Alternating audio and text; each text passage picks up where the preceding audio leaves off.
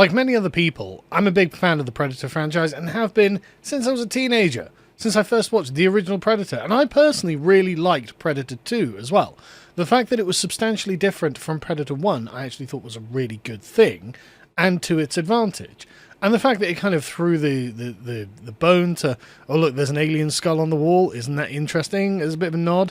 And it maintained the canon, but it also expanded the canon. I'm pretty sure it's in Predator 2, where he gets the disc. And then this was properly incorporated into the Alien vs. Predator comics, which I collected from issue 1, and it was well incorporated into the Alien vs. Predator PC game that came out in like 1999, which itself was really incredible and had an unbalanced three-way multiplayer mode between the humans, the aliens, and the predators, making it a superb experience. Just a quick side tangent on that. The humans had the firepower to just take out the predators because they had miniguns and smart guns. They were very weak, though, and if the alien was catch them unawares, and the alien was insanely fast in this game. I used to play the alien, run around the walls, so you could just nip around, dodge the humans aiming, especially on the smart gun. The smart gun wasn't fast enough to track the alien. Just tail smack the human, and the human would be dead in one, right? But as a predator, if you got caught by the humans, if they saw you because of either the smart gun or they just made a mistake, not turned on their invisibility cloak in time, whatever, the humans would just waste the predator. But of course, the predator had different vision modes, and he had a particular sort of energy cannon that was very, very good at getting the alien. And so there was this good sort of trump card style gameplay to it, and the real skill came in when you were defeating those things that were good against you. So an alien going one-on-one with a predator was a very, very stressful thing for the alien, but if you won, well, that was great fun. Anyway, the point being, I like the... Let me tell you about Alien vs. Predators. Yeah, so the point being, I like this franchise a lot, and I have always liked this franchise, because the Predators are substantively different to most just movie monsters. As in, the Predators have a code of honor, they have a culture, they are doing something independent in their own right. And I've read lots of the books as well, and this is really well represented in the books. So when this trailer hit the internet, everyone was like, oh my god. I looked at it and was like, God, it's just as awful. And I covered it in a video a couple of days ago. But since then, I've been thinking about it. It's like, why is this so bad? Because, and this is something that the internet at large has been struggling with. I found like this going around. So it's just every predator. And I really was correct in calling him a soylenial predator. Like, the original jungle predator looks like a Chad. The original city predator looks like... I mean, look at those spikes around his head. This is one of the ones from Predator 2, one of the ones from Predator 2, Predator 2, Predator 2. The AVP one, it's not as good, in my opinion. It looks more like the original one, but like it's fine. It's totally fine. An Elder from AVP. I don't know which one this was from AVP, to be honest. I can't remember. It's been a long time since I've seen them. This is from the Predators film, which is the predator that was killing the other predators. Not good. And this one, again, was in the Predator, the new Predator film that I didn't even watch. I just watched Mauler's review, and I was like, I'm not going anywhere near that. But then you've got the sort of classic Predator from Predators. And you've got various others. The one from Prey, the feral one, I don't like. It's too different to the other ones. But it's not the worst thing. It at least looks scary, right? It at least looks like a villain. Same with this one. This at least looks like a villain, even though these are not ones that I like. And this one I don't like. And then you get down to the Soylenial deck from Predator Badlands.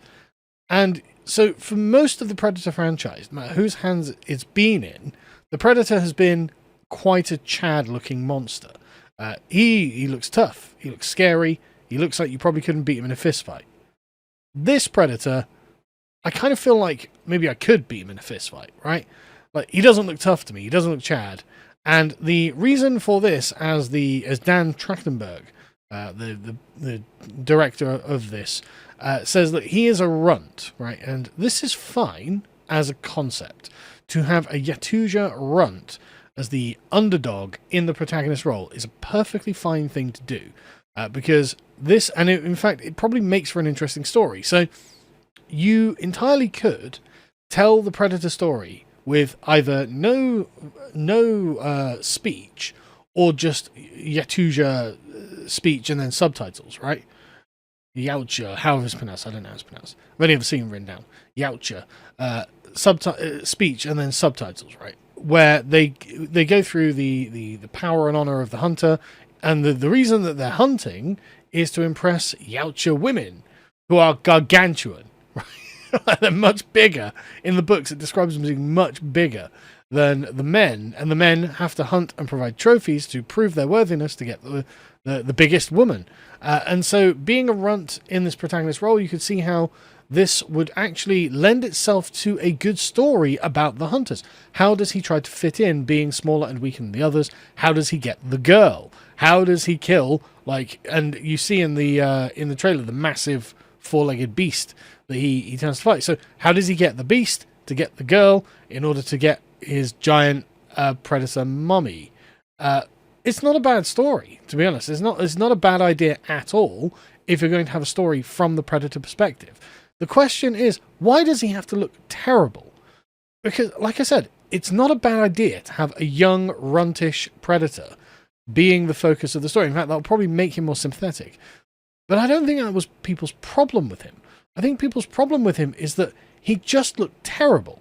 Now, this is a Photoshop job or a paint job. Someone on the internet, I'm sorry, I don't know where this came from. I just saw it floating around on Facebook in a group, but it definitely wasn't from the original artist. So I'm really sorry that I can't credit you. If you haven't seen this video and post in the comments, I'll pin it so people can come and follow you. The guy on the left is the original one, obviously. And the guy on the right is what actually a runt would look like. And if you compare that one to these ones, like this dude or whatever, you can see that he would still look runty, but he would also have the correct hair. He would also have the correct head shape. He would also look quite mean, because this really smooth skin, really smooth skin, that the predators just shouldn't have, man. But the predator is not a smooth-skinned creature. It looks rough. It looks sort of quasi-reptilian or like crustacean. On its head, it's not like smooth, soft mammalian skin, and so the fact that it looks like it has smooth, soft, like pig skin, or not necessarily soft, but you know what I mean, like not like hardened carapace-like skin, like more like mammalian pig skin or something, or could be human skin. It looks wrong and it doesn't look good, and I think that's really one of the fundamental problems. Like if they had gone for this, that would have been totally fine. And no one would have batted an eye. I mean, again, aside from the sort of like urban haircut, like the Michelle Obama haircut, that's fine. But also there's something about the eyes. Now, the eyes on this, they haven't changed them substantively, but they made them stand out a bit less, which is probably wise. Because if you look at the eyes on the other ones, they don't glare out in the same way. They're very tiny, beady eyes, which actually almost belie the kind of, like, they don't have emotion in them, right? One of the things that you can't do with the predator easily, or at least in a way that you understand to be human, is look into the soul through the window of the eyes. You've got to look for other tells, which are the mandibles and how they come out or click together or whatever, right? And so predators don't have expressive eyes. And now, originally, this would have been to do with the limitations of costume design, right? Real physical predator heads with, mechanics in them, whatever they call them. This would have been just too difficult, and so the expressiveness is done with the mandibles, and so when it's angry, it goes rah with the mouth, right? That's fine, but that's also alien, right? Because normally the predator eyebrows. This guy's eyebrows, how much are they moving, really? Right? And it's been a while since I watched the film, but they're probably not that expressive. And so you get a kind of dispassionate look from the human point, the point of similarity with human faces, is the eyes aren't very expressive, the eyebrows aren't very expressive. And, from this sort of part of the human face, you're not getting the same kind of interaction that you get when you look at a human face for communication. And so again, this is part of the magic that makes the predator alien. You have to look for its emotions at a different place, which is the splay of the mouth mandibles. Again, something humans obviously can't do. And so that I think is one of the more important things. So a predator like this paint over job on the right, this is perfect. Like, this guy looks like a runt. This guy looks like a runt predator. So you can see the much broader, chatter or spikier heads on these other ones, these big, experienced, aged warriors. And yet, if you've got the runt, yeah, he looks like a runt predator, but he still looks like a predator. He doesn't look like a soylenial. He doesn't look like some zoomer. He looks like a fully grown, mature predator who is just naturally smaller than the rest. And he still fits, he's got this dreads coming down the side, not the front. He doesn't have a forehead. He doesn't have a hairline. Predators don't have hairlines. So anyway. So that's part of the main problem. But I think there's another problem as well. I think this is encapsulated in the new Shrek. So the new Shrek, this is the old Shrek, right? This is the old Shrek. And you look at the facial expressions, just a screen grab from one of the old Shrek films. Don't even know which one this is. But this is a plausible facial expression. The eyes, whenever you're drawing eyes, you very rarely get to see the top of the eye. It's only in the most alarmed position or circumstance that you get to see the top of the eye.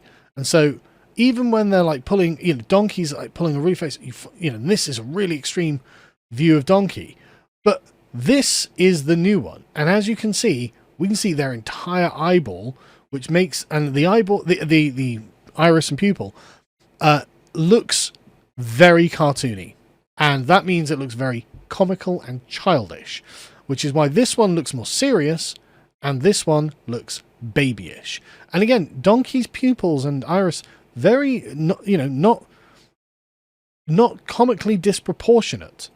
And even then, Donkey is the comic relief sidekick character. He's the guy you'd want it on. But Shrek himself makes the whole thing look completely unserious and childish and babyish. And so let's have a quick look at the Predator Badlands trailer. So this is him getting confronted with the big beast. And as you can see, it zooms in. Now, already, his face here, this the slot around his eyes and nose and eyebrows looks quite expressive. He looks alarmed, right? He looks like his eyes are wide open, so you can see every part of his pupil. So that doesn't look great. But then it comes in, and already you see the brow furrowing and the sort of nose furrowing up. This is more expression than we've ever really had in a predator before. Like, predators don't have that much expression on their faces. Their faces are like crabs. They're crustacean. They are made of hard armor. He shouldn't be giving us this much expression. But then it gets worse, because notice how, like, there's a flicker in the eyes. It goes up, then down, and then he looks like in awe even further. And then he screws up his face. Look at the bottom of his eyelids going up. I'm an angry little predator. It's like, no, that's not how the predators work. They are inscrutable aliens. Like in Predator 2, when what's his name? I can't remember the guy's name now. I want to say Samuel L. Jackson, but I know it's not him. Why can't I think of it? Right, whatever. When the cop in Predator 2 is confronting the predator in the end, right, the face is inscrutable. He doesn't know the predators are about to give him a gun for killing one of their friends. I think, he expects that he's about to be killed by them for killing one of them, right? But in this is a very human expression, and it's all this area where we've got far too much information. All of the information should be encapsulated in the mandibles, because that's how the predators show the communication. They click their teeth and they splay it out or keep it in, whatever, showing their opinion, their mood. And that's well captured in the previous Predators. And again, it's definitely due to a limitation on animatronics. And so, okay, now we can do everything via CGI. Well, now we can over-animate the face of the Predator and take away the mystique of the Predator. And so you can see the Predator looks, ooh, I'm so mad now. Ooh, I was blank face expressioned just a minute ago, so, oh, wow. And then I was scared. Ooh. And now I've decided, I'm defiant. I'm angry. Way too much way too much expression in the face. We should not. Predators should have inscrutable faces. And like I said, the information should be transmitted via the mandibles. The fact that this isn't, the fact that you see too much of his eyes and the eyes do too much, and the fact that he's very smooth, and the fact that he doesn't fit the normal Predator mold anyway, makes him look like a cartoon character. Makes him look like a baby soylenial like little kiddie Predator film made for little kids. Right? It gives the vibe of the new Shrek, and that's not good. Right? That vibe is gross. The new Shrek vibe is terrible, absolutely terrible. Especially when you compare it to just the old one, which looked fine. Why change it? But I mean, I don't even know if they know what they're doing. But anyway, so this is why I think the new Predator sucks. If you happen to be some sort of Hollywood CGI artist or something, have a think about this, because I really think that you've dropped the ball on this. And actually, the ball could be totally have captured. And you could rethink this. If this was CGI, right? You could do the Sonic thing and be like, no, that's a good point. It would be better to have this actual Predator, who doesn't have huge amounts of facial expressions, than the Soilenial new Shrek CGI one, who everyone is going to just dunk on forever.